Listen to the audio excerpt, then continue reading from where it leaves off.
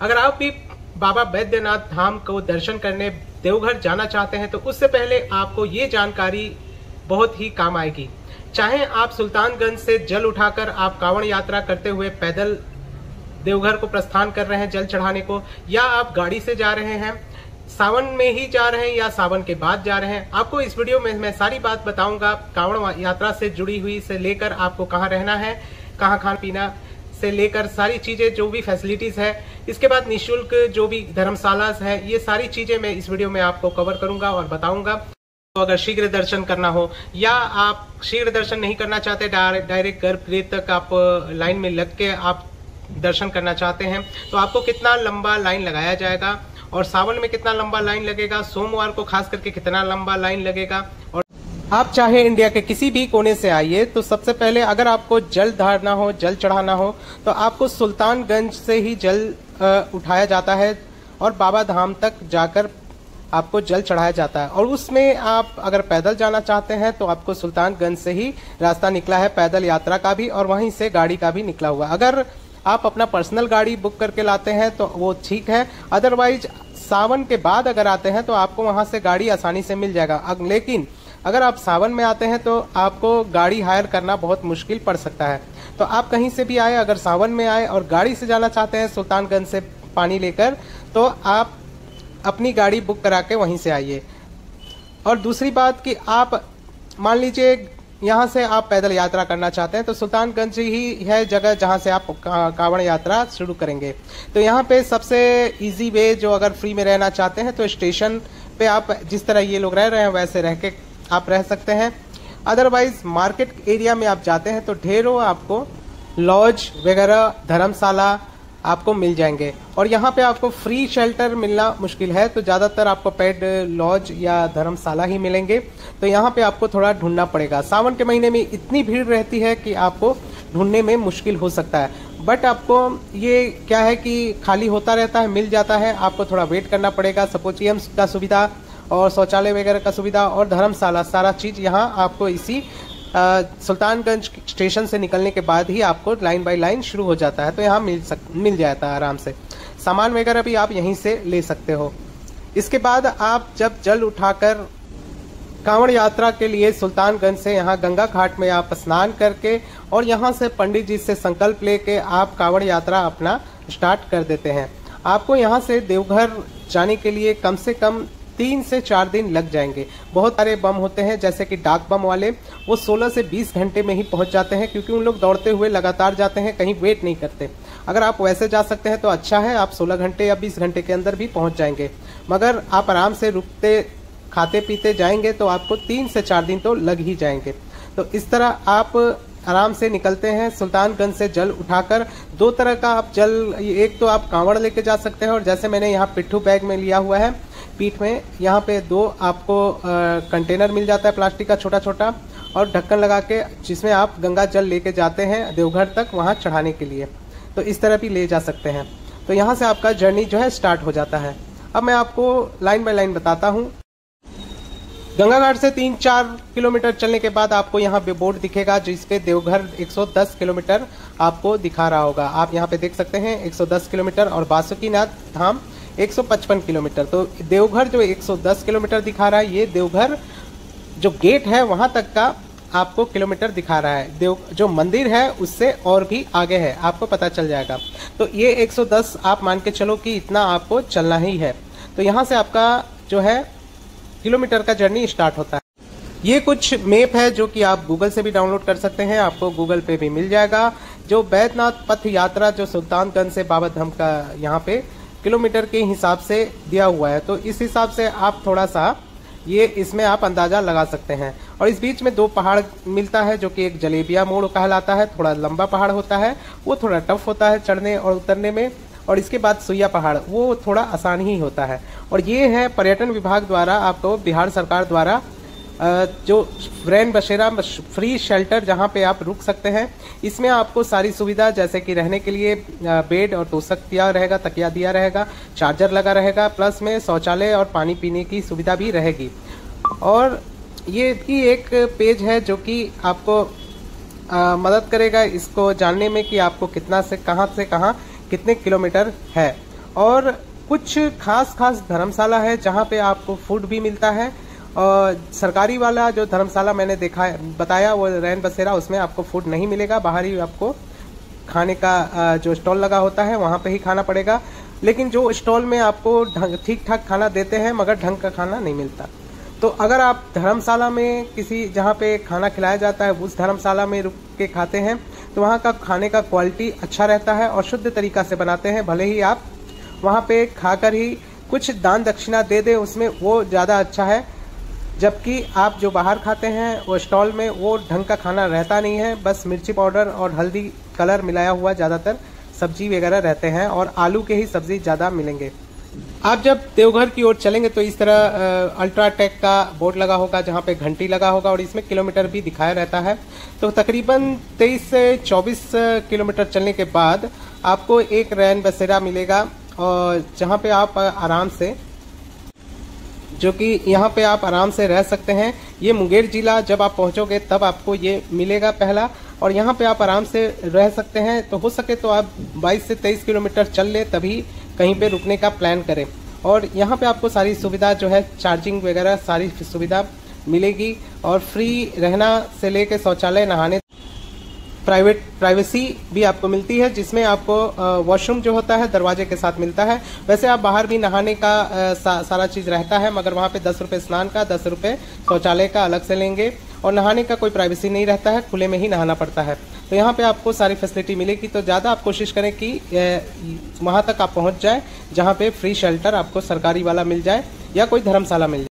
मैंने जो आपको आगे लिस्ट दिखाया था उसके मुताबिक ये सारा आप कितने किलोमीटर पे कितना कौन सा है ये आप पता लगा सकते हैं और कौन सा जिला में ये धर्मशाला या ये सरकारी रैन बसेरा जो है उपलब्ध है ये आप पता लगा सकते हैं। वैसे गूगल मैप में भी कुछ अब मेंशन कर दिया गया है, वहाँ से भी आप देख सकते हैं, मगर हर जगह आपका नेटवर्क काम करेगा नहीं, तो आपको इससे थोड़ा मदद मिल जाएगी। तकरीबन 40 से 44 किलोमीटर पहुँचने के बाद आपको नीलकंठ औरंगाबाद का एक धर्मशाला या आप टेंट ही बोल लो जो कि निःशुल्क है, बहुत बड़ा है, आपको दिख जाएगा। वहाँ पे आपको नीलकंठ महादेव औरंगाबाद ऐसा लिखा होगा। इतना बड़ा ये टेंट है। यहाँ पे आपको काफ़ी कांवड़ियों के लिए काफ़ी सुविधा दी गई है जिसमें आपको फ्री मालिश से लेकर यहाँ पे रहने तक और खाने पीने के मामले में भी बहुत ही शुद्ध तरीके से देसी घी में खाना बना के कांवड़ियों को खिलाया जाता है। तो यहाँ पे आपको काफ़ी आनंद आएगा। तो यहाँ पे मैं रिकमेंड करूँगा कि आप ज़रूर स्टे करें। जलेबिया मोड़ पहुंचने से पहले वहां पे आपको बोर्ड वगैरह मिल जाएगा। जलेबिया मोड़ पहुंचने से पहले आप कुछ जरूर खा पी लेना और थोड़ा सा उससे पहले मालिश वगैरह भी मिलता है, नींबू पानी और गर्म पानी का भी सिकाई मिलता है, तो वहाँ पे आप जरूर कर लेना क्योंकि जलेबिया मोड़ चढ़ते समय आपको थोड़ा दिक्कत हो सकता है, यहाँ पे थोड़ा दिक्कत ज़्यादा होता है। इसके बाद जो ये पड़ाव पार करने के बाद थोड़ा बहुत सुइया पहाड़ का भी चढ़ाई रहता है जो कि वो भी पहाड़ है, तो यहाँ पे थोड़ा दिक्कत हो सकता है, मगर मैंने आराम से पार कर लिया था तो आपसे भी हो ही जाएगा, कोई बहुत बड़ी बात नहीं है। पैदल चलने में आपको जो दिक्कत होगी तो पैर में दर्द होगा, तो जगह जगह फ्री मेडिकल चेकअप और पैसे से भी काफ़ी सारा आपको दवाइयाँ मिल जाती है, आप आसानी से वहाँ से ले सकते हैं।